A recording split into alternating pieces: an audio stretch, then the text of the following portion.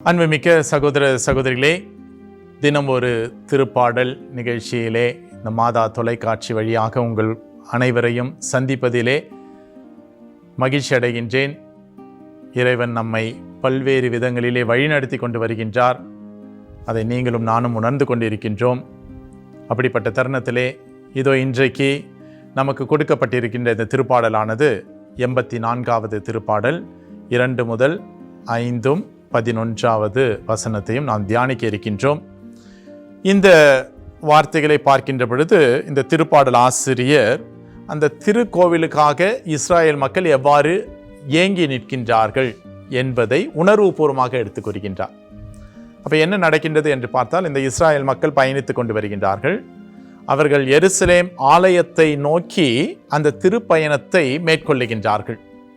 ஏன்னா இந்த திருப்பயணம் என்று சொல்லுகின்ற பொழுது நமக்கே நன்றாக தெரியும், பல இடங்களுக்கு பல கோவில்களுக்கு நாம் திருப்பயணமாக செல்லுகின்ற பொழுது நம்முடைய உள்ளத்திலே பல்வேறு விதமான கருத்துக்கள், எதிர்பார்ப்புகள், தேவைகள், விண்ணப்பங்கள் இப்படியெல்லாம் இருக்குது. ஸோ அதை நோக்கி நாம் செல்லுகின்ற பொழுது அங்கே சென்று, இப்போ ஒருவேளை வேளாங்கண்ணி ஆலயத்திற்கு நாம் பாத யாத்திரையாக செல்லுகின்றோம் அல்லது மற்ற கோவிலுக்கும் செல்லுகின்றோம் என்றால், அங்கு சென்று நம்முடைய விண்ணப்பங்களை அறிக்கையிடுவதற்காக செய்வதற்காக சென்று அதனை பெற்றுக்கொள்கின்ற பொழுது ஒரு மனதில் ஒரு மகிழ்ச்சி, நான் சென்ற காரியம் கடவுளால் ஆசீர்வதிக்கப்பட்டது, கடவுள் எனக்கு இதை கொடுத்திருக்கிறார். அந்த ஒரு நோக்கத்தோடு தான் இந்த இஸ்ராயேல் மக்கள் எருசலேம் ஆலயத்தை நோக்கி அந்த திருப்பயணத்தை மேற்கொள்ளுகின்றார்கள். அதை போகின்ற பொழுது அவர்களுடைய உள்ளத்தில் ஒரு மகிழ்ச்சி, அதாவது ஆண்டவருடைய ஆலயத்திற்கு போகின்றோமே என்கின்ற ஒரு மகிழ்ச்சியில் அவர்கள் பாடக்கூடிய அந்த பாடல்கள் தான் நாம் வாசிக்கின்ற இந்த இறை வசனங்கள். அப்படி இருக்கின்ற பொழுது முதல் வார்த்தையிலே பார்க்கின்றோம், படைகளின் ஆண்டவரே உமது உறைவிடம் எத்துணை அருமையானது. அப்போ ஆண்டவருடைய உறைவிடம் என்று சொல்லுகின்ற பொழுது அது மிக அருமையான ஒரு அனுபவத்தை கொடுக்கக்கூடியது. அந்த உண்மையிலே அந்த இறை அனுபவத்தை நாம் பெறுகின்ற பொழுது, இதுதான் கோவிலுக்கு செல்லும் பொழுது அந்த நற்கருணை நாதரை பார்க்கின்ற பொழுது, திருப்பலியை ஒப்பு கொடுக்கின்ற பொழுது அந்த திருப்பலி வழியாக அந்த இறைவனுடைய அன்பின் பிரசன்னத்தை பெற்றுக்கொள்கின்றோம். இறைவன் நமக்காக பலியாகின்றார். முழுமையாக ஒப்பு கொடுக்கின்ற பொழுது, இல்லைன்னா ஏதோ பூசைக்கு போனோம், வந்தோ, கடமையை நிறைவேற்றினோம் என்கின்ற ஒரு மனநிலையில நாம் போயிடுவோம். ஆனால் ஒரு எதிர்பார்ப்போடு இதோ அங்கே நான் கடவுளை பார்க்க போகின்றேன், அந்த ஒரு சந்தோஷத்தில் மகிழ்ச்சியில போகின்ற பொழுது கடவுள் நம்மை வழி நடத்தக்கூடியவராக இருக்கின்றார். அப்படி இருக்கின்ற பொழுது நம்முடைய உள்ளங்கள் பூரிப்படைகின்றது. அதே போல் அந்த நிறைவு என்று சொல்லுகின்ற பொழுது அந்த மன சோர்வு இல்லாமல் செயல்படக்கூடிய அந்த ஒரு வழிமுறைகளை நமக்கு ஏற்படுத்தி தருகிறது. அப்போ அந்த படைகளுடைய ஆண்டவரை நான் போற்றி புகழ்வேன் என்று திருப்பாடல் ஆசிரியர் சொல்லுகின்ற பொழுது, ஆண்டவரது இரக்கம் மிக பெரிதாக இருக்கிறது. அந்த இரக்கம் மக்களை சூழ்ந்ததாக இருக்கின்றது என்பதை அவர் சுட்டி காட்டுகின்றார். அப்ப திருப்பாடல் ஆசிரியர் சொல்லுகின்ற பொழுது, இதோ என் கடவுளே, உமது பீடங்களில் அடைக்கலான் குருவிக்கு வீடு கிடைத்துள்ளது, தங்கள் குஞ்சுகளை வைத்திருப்பதற்கு சிட்டுக்குருவிகளுக்கும் கூடு கிடைத்துள்ளது. அப்ப இந்த ரெண்டையும் பாருங்க, எதற்காக பீடத்தை தேர்ந்தெடுத்திருக்கின்றது. அப்ப எருசலேம் ஆலயத்திலலாம் அந்த பீடத்திற்கு ஒரு திரை போட்டிருக்குவாங்க, அது ஒரு மறைவாக இருக்கும். அப்ப அந்த மறைவில் சென்று இது கூடு கட்டுகிறது. எதற்காக என்றால் ஒரு பாதுகாப்புக்கு. அப்போ நமக்கு ஒரு பாதுகாப்பு என்று சொல்லுகின்றது கடவுள் ஒரு பாதுகாப்பு.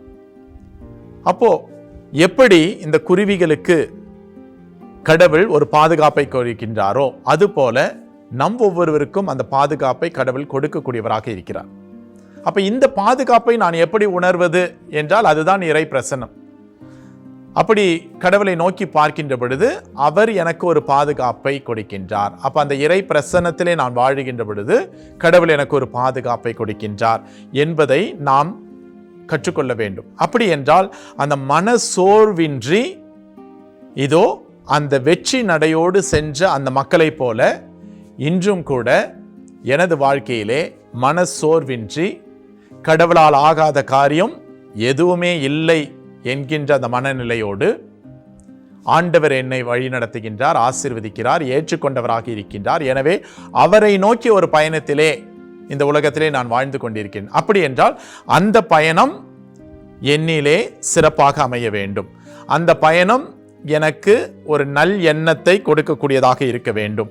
அந்த பயணத்தின் வழியாக நான் பல ஆண்டவரது அனுமானங்களை என்னுடைய உள்ளத்திலே பெற்றுக்கொள்ள வேண்டும் என்கின்ற அந்த ஒரு நோக்கத்தோடு நாம் செயல்படுகின்ற பொழுது ஆண்டவரிடத்திலிருந்து வலிமையானது வெளிப்படுகின்றது என்பதை நாம் பார்க்கின்றோம். உம்மிடமிருந்து வலிமை பெற்ற மானிடர் பேறு பெற்றோர். அப்ப நாம எல்லாம் பேறு பெற்றவர். ஏனென்றால் கடவுள் நம்மை அழைத்திருக்கின்றார், நம்மை ஆசீர்வதித்திருக்கின்றார், நமக்கு அந்த வலிமையை கொடுத்திருக்கின்றார். அப்ப நாம் இறைவனுடைய பிள்ளைகள். அப்ப இறைவனிடத்திலே தஞ்சம் அடைந்தவர்களாக இருக்கின்றோம் என்றால் கடவுள் நம்மை வழி நடத்துகிறார். இப்படிப்பட்ட ஒரு முற்போக்கான எண்ணத்திலே நாம் செயல்படுகின்ற பொழுதுதான் இறைவனது ஆசீர்வாதம் அதிகமாக நமக்கு கிடைக்கக்கூடியதாக இருக்கின்றது. எனவே இந்த ஆசீர்வாதத்தை நோக்கிய ஒரு பயணத்தை தான் நாம் மேற்கொள்ள வேண்டும்.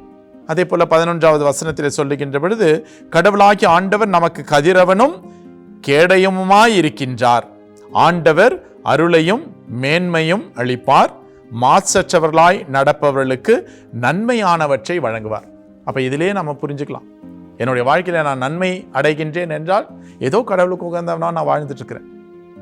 அப்ப மாசற்றவனாக இருக்க வேண்டும். அப்ப மாசற்ற வாழ்வை என்று சொல்லுகின்ற பொழுது தூயதான ஒரு அன்பான வாழ்வை நான் வாழ வேண்டும் என்பதை தான் இறைவன் விரும்புகின்றார். எனவே ஆண்டவர் கதிரவனும் கேடயமுமாக இருக்கின்றார், உயிர்ப்பும் உயிருமாக இருக்கின்றார், நம்முடைய பாதுகாப்பாக இருக்கின்றார் என்பதை உணர்ந்து நாம் செயல்படுவதற்காக இந்த நாளை இறைவன் நமக்கு கொடுத்திருக்கின்றார். எனவே இந்த நாளை இறைவன் தொடர்ந்து ஆசீர்வதிக்க வேண்டும் என்பதற்காக ஜெபிப்போம்.